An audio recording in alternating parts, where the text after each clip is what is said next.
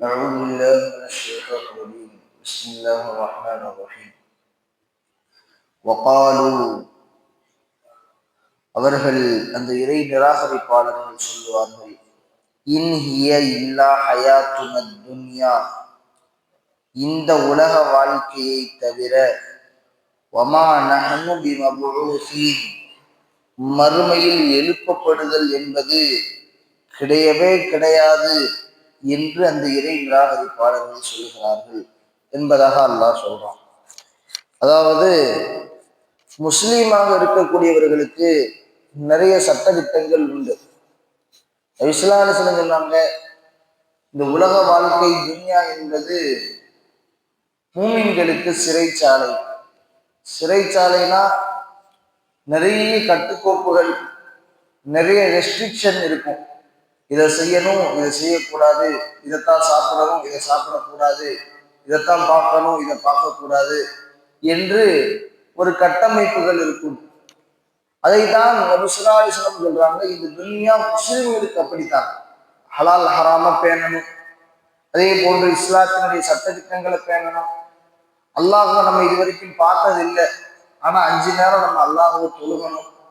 இவ்வாறு நாம் செய்யக்கூடிய நல்ல காரியங்களாக இருக்கட்டும், நாம் தவிர்ந்திருக்கக்கூடிய ஹராமான காரியங்களிலிருந்து தவிர்த்திருப்பதாக இருக்கட்டும், என்ன விஷயங்கள் நாம் செய்யக்கூடிய ஒவ்வொரு அசைவும் ஆன்மீக ரீதியாக, தொழுகை, நாம் வியாபாரத்தில் செய்யக்கூடிய கொடுக்கல் வாங்கல், அது அல்லாத நம் குடும்பத்தில் நம்முடைய மனைவி மக்களிடத்தில் வாழக்கூடிய வாழ்க்கை, சமுதாயத்தில் நாம் நடந்து கொள்ளக்கூடிய வாழ்க்கை எல்லாமே ஆன்மீகம்தான்.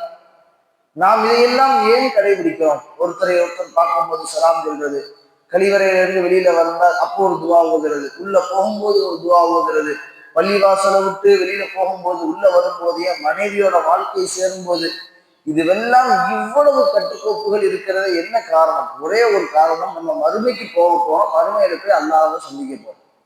இதுதான் ஒரு முஸ்லிமினுடைய உயர்ந்தபட்ச நம்பிக்கை என்னது, ஈமான். நம்ம அல்லாஹ்வை பார்க்கல, விசுவாசத்தை பார்க்கல. விசுவாசம் சொன்னாங்க, பின்னால் ஒரு கூட்டம் வரும், அவர்கள் உங்களை விட சிறந்தவர்கள் அப்படின்னு சஹாபாக்கள் சொன்னாங்க. சஹாபாக்கள் கேட்டாங்க, யார் சொல்லி எங்களை விட சிறந்தவர்களா? அவர்கள் அதிகமாக தொழுவார்களோ, அவர் அதிகமாக தான தர்மங்கள், என்ன காரணம்? அவர்கள் எங்களை விட சிறந்ததற்கு காரணம் என்ன? நீங்கள் என்னை பார்த்து, என்னை கண்கூடாக கண்டு நீங்கள் சந்தோஷப்பட்டு முழுமையாக ஈமான் கொண்டீர்கள், சரி. பின்னால் ஒரு கூட்டம் வரும், அவர்கள் என்னை பார்த்திருக்கவே மாட்டார்கள், என்னை பார்த்திருக்கவே மாட்டார்கள், என்னுடைய நபிமொழிகள் மட்டும்தான் அவர்களிடத்தில் இருக்கும், ஆனால் மக்கள் என்னை அவ்வாறு பின்பற்றுவார்கள், என்னை பார்க்காமலேயே. எனவே அவர்கள் உங்களை விட சிறந்தவர்கள்னு நபி ஸல்லல்லாஹு அலைஹி வஸல்லம் அவர்கள் நம்மை குறித்து சுவச்செய்தி சொல்லிவிட்டு சென்றிருக்கிறார்கள். இந்த இடத்துல அல்லாஹ் சொல்றது, இறை நிராகரிப்பாளர்கள்ட்ட இப்படி நடந்துக்கோங்கன்னு சொன்னா அவங்க எல்லா விதமான அட்டூழியங்கள் பண்ணுவாங்க. யாரோடு வேணுமானாலும் வாழுவாங்க, எவ்வளவு விபச்சாரங்கள் வேணாலும் செய்யலாம். ஏனென்றால் அவர்கள் கடவுள்களும் இத்தனை மனைவிமார்களோடு வாழ்ந்தார்கள் என்று அவர்களிடத்தில் இதிகாசங்கள் சொல்லப்படுகிறது. அவர்கள் எப்படி வேண்டுமானாலும் வாழலாம், அவர்கள் பண்டிகைகளில் என்ன கூத்து வேண்டுமானாலும் அடிக்கலாம், எவ்வாறு வேண்டுமென்றாலும் உலகத்தில் அவர்களுக்குன்னு எந்த கட்டுக்கோப்பும் கிடையாது, அவங்க எப்படினாலும் இருப்பாங்க. ஆனா ஒரு முஃமின் அவர்களோடு ஒப்பிட்டு, அவர்கள்லாம் சந்தோஷமா இருக்காங்களே, நம்மலாம் சந்தோஷமா இல்லையே, ரொம்ப கஷ்டப்படுறவன் நினைச்சாலே அவங்க இஸ்லாத்து கேவலமா நினைச்சிட்டாங்க. ஏன்னா இந்த உலகத்துல, இந்தியால குறிப்பாக பெரும்பான்மை சமுதாயமா வழிகேட்டில் இருக்கக்கூடிய பழைய சமயத்தவர்கள் இருக்கும் பொழுது அல்லாஹ் நம்மளை புறக்கி எடுத்திருக்கான். நம்ம பெற்றவங்க என்ன பாக்கியம் செஞ்சாங்களோ தெரியல, அவங்க எப்படி இஸ்லாத்துக்கு வந்தாங்கன்னு தெரியல. அல்லாஹ் நமக்கெல்லாம் அல்லாஹ் பெரிய பாக்கியம் செஞ்சிருக்கோம். ஒரு 2 தலைமுறைக்கு முன்னாடி, இல்ல ஒரு 3 தலைமுறைக்கு முன்னாடி இஸ்லாத்துக்கு வந்திருக்கோம், இல்ல ஒரு அதிகபட்சம் 5, 6 தலைமுறைக்கு முன்னாடி இஸ்லாத்துக்கு வந்திருக்கோம். அந்த காலம் சாதிகளால் கட்டமைக்கப்பட்ட காலம். கொஞ்சம் யோசிச்சு பாருங்க, நம்ம அத்தா, நம்ம அத்தாவுடைய அத்தா, அவங்களுடைய அத்தாவுடைய அத்தா, அவங்களுடைய அத்தாவுடைய அத்தா, அவங்கெல்லாம் வாழ்ந்த காலம் எப்படிப்பட்ட காலம்?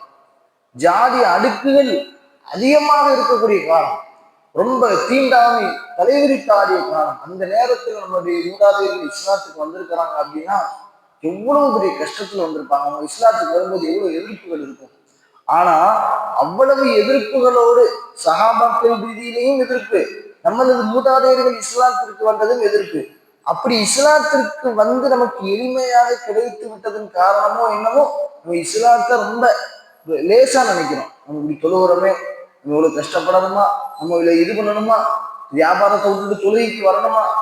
முழுமையான மறுமை நம்பிக்கை யாரிடத்தில் இருக்கிறதோ அவர் தொழுகையில கரெக்டா இருப்பார்.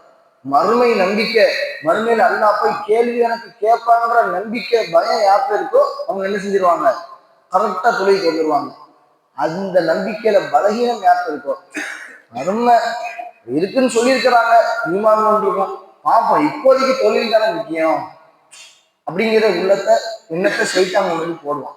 அதைத்தான் நம்ம நிலைப்படுத்திக்கிட்டு இருக்கிறோம். இப்போ வரைக்கும் நம்ம மக்கள் அல்லாஹ்வை ஈமான் கொண்டு இருக்கிறாங்க, லா இலாஹ இல்லல்லாஹ் முஹம்மது ரசூலுல்லாஹ் சொல்லியிருக்கிறாங்க. ஆனா நம்ம ஏத்துக்கிற மனம் இல்லாட்டினாலும் இதுதான் உண்மை. சரி மறுமைன்னு இருக்குன்னு சொல்லியிருக்கிறாங்க, ஜும்மா தொழுகைக்கு போவோம், இல்லைன்னா பெருநா தொழுகைக்கு போவோம் அப்படிங்கிற ஒரு மனோநிலை உண்டாகுது. இந்த மனோநிலை ஏன் உண்டாகுது? மறுமையில உறுதியான நம்பிக்கை இருந்துச்சுன்னா அவருக்கு இந்த நம்பிக்கை உண்டாகாது. நம்ம தொழுகாம இருக்கலாங்கிற எண்ணம் உண்டாகாது. கொடுக்கல் வாங்கல எப்படினாலும் இருந்துக்கலாம். மறுமைன்னு ஒண்ணு இருக்கு, மறுமைன்னு ஒண்ணு இருக்கு. உதாரணத்துக்கு சிசிடிவி கேமரா இருக்குங்க. நம்மளுடைய ஓனர் வந்து நம்மள கல்லால் உட்கார வச்சிருக்கிறார், நீ பார்த்துக்கோ, எல்லாத்தையும் கரெக்டா வச்சுக்கணும், எதையும் எடுத்துடக்கூடாது அப்படின்னு சொல்லி விட்டு போயிருக்காரு. வியாபாரம் அந்த ஓனர்கிட்ட நல்ல பேர் வாங்கணும். சிசிடிவி கேமரா சுத்தி கல்லாக மட்டும் ஒரு 5 கேமரா இருக்கு, ஆங்கிலா மாற்றி மாற்றி வச்சிருக்கிறாங்க. அதுல இருந்து ஒரு 10 ரூபா எடுத்து கையில வைக்க முடியுமா? ஏன் வைக்க முடியாது? ஓனர் பாத்துருவாரு, வந்தாருன்னா நம்மளை வேலையை விட்டு நீக்கிடுவாருங்கிற பயம் வருது. ஏன் வருது? சுத்தி கேமரா 5 கேமரா இருக்கு, கல்லாவை பார்த்து இருக்கு அப்படின்னு ஒரு பயம் இருக்கு. அல்லாஹ் அதை விட அதிகமான ஆங்கிள் நம்மளை பார்த்துக்கிட்டு இருக்கிறான்.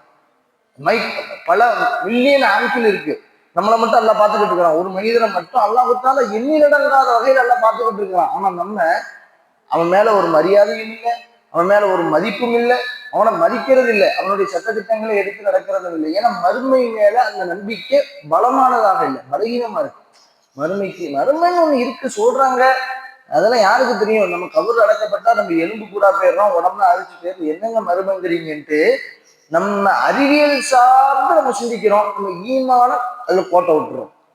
அல்லாஹ் தஆலா அடுத்து சொல்றான், வலவு தரா, நபியை நீங்கள் பார்த்தால், இது உகிஃபு அலா ரப்பிஹிம், இந்த இறை நிராகரிப்பாளர்கள் மறுமையே கிடையாதுன்னு சொன்னாங்களே, இவங்களை நீங்க மறுமை நாள்ல அல்லாஹ்வுக்கு முன்னாடி பார்க்கும் பொழுது, அப்போ கால அலை சஹாதா பில் ஹக்கி, மறுமை நாள் கிடையாதுன்னு நீங்களே, இந்த கியாமத் நாள், இந்த மறுமை நாள், இந்த தீர்ப்பு நாள் எப்படி இருக்குன்னு நல்லா கேட்பாங்க. மறுமை நாள் கிடையாதுன்னு ஊர்ல உலகத்துல சொல்லிக்கிட்டு இருந்தீங்களே, இந்த மறுமைக்கு வந்துட்டீங்க, இப்ப இந்த கியாமத், இந்த மறுமை நாள் எப்படி இருக்குது, சொர்க்கம் நரகம் எப்படி இருக்குது பாக்குறீங்களா அப்படின்னு எல்லாத்தையும் காட்டுவாங்க.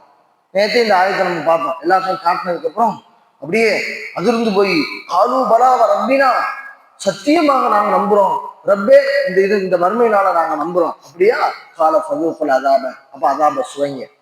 உலகத்துல வாழ்ற காலத்துல உங்களுக்கு எத்தனை தடவை எடுத்து சொல்லப்பட்டது, மறுமையை பயந்துக்கோங்க, கொடுக்கல் வாங்கல பயந்துக்கோங்க, தொழுகையை நிலைநாட்டுங்க, ஜகாத்து கொடுங்க, மற்ற நல்ல காரியங்கள்ல ஈடுபடுங்க, யாரையும் கேவலப்படுத்தாதீங்க என்று உங்களுக்கென்று ஒரு சட்ட வரைமுறைகள் கொடுக்கப்பட்டப்போ மறுமைன்னு ஒண்ணு கிடையாதுன்னு எவ்வளவு தெனாவட்டா பேசுவீங்க. போங்க, ஃபதூக்குல் அதாப பிமா குன்தும் தக்ஃபுரூன், எதை நீங்கள் மறுத்தீர்களோ அந்த ஒன்றின் காரணமாக இப்பொழுது நீங்கள் அதாபை சுவைத்துக் கொள்ளுங்கள் என்று அல்லாஹு ஜல்லஷானஹு தஆலா மறுமையை மறுத்தவர்களுக்கு கொடுக்கக்கூடிய தண்டனையை பத்தி அல்லாஹு தஆலா இந்த ஆயத்துல சொல்லணும். இந்த ஆயத்துகளின் ரீதியாக என்ன படிப்பினை தரக்கூடிய விடயங்களை கற்றிருக்கிறோமோ அதை வாழ்க்கையில் எடுத்து நடக்கக்கூடிய நல்ல தௌஃபீகை அல்லாஹ் நம்ம எல்லோருக்கும் தந்தருள் புரிவானாக. வாஹிரு தஅவானா அல்ஹம்துலில்லாஹி ரப்பில் ஆலமீன்.